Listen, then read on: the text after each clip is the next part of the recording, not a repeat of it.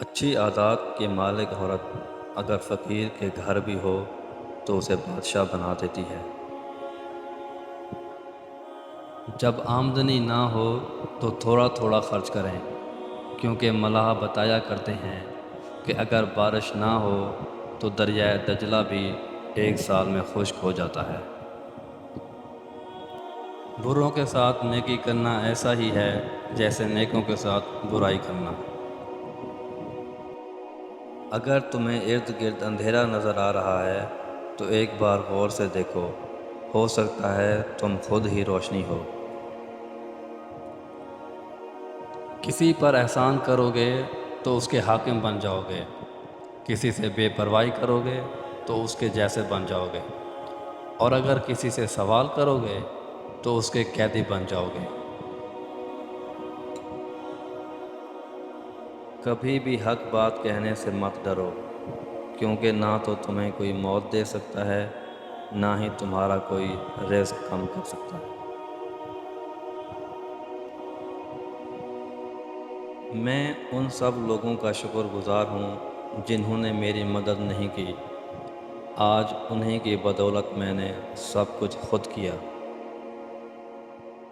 کبھی بھی اپنی کسی بات سے پیچھے نہ ہٹیں، کیونکہ ایسا کرنے سے آپ لوگوں میں اپنا اعتماد کم کر دیتے ہیں۔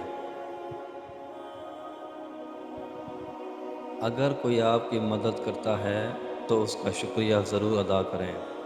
یہ الفاظ چہرے پر مسکراہٹ لاتا ہے اور آپ کی اچھی تربیت کو ظاہر کرتا ہے۔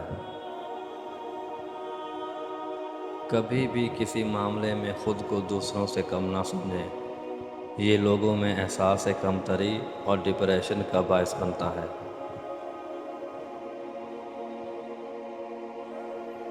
وقت اور دولت دو چیزیں ہیں جو انسان کے اختیار میں نہیں۔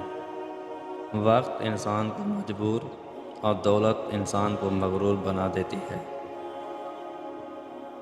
اگر آپ پسند کی چیزیں حاصل نہیں کر سکے تو اس کا مطلب ہے کہ یا تو آپ اس کے لیے سنجیدہ نہیں تھے، یا پھر اس چیز کی قیمت پر سودے بازی کرنے کی کوشش کی۔ بدترین انسان وہ ہے جو دوسروں کے عیبوں کے پیچھے پڑا رہے اور اپنے عیبوں پر نگاہ بھی نہ کرے۔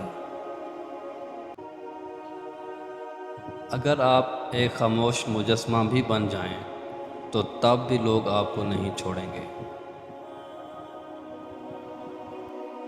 اپنے ارادے مضبوط رکھیں تاکہ آپ اپنے دشمنوں پر فتح حاصل کر سکیں اور ایک خوشگوار زندگی گزار سکیں۔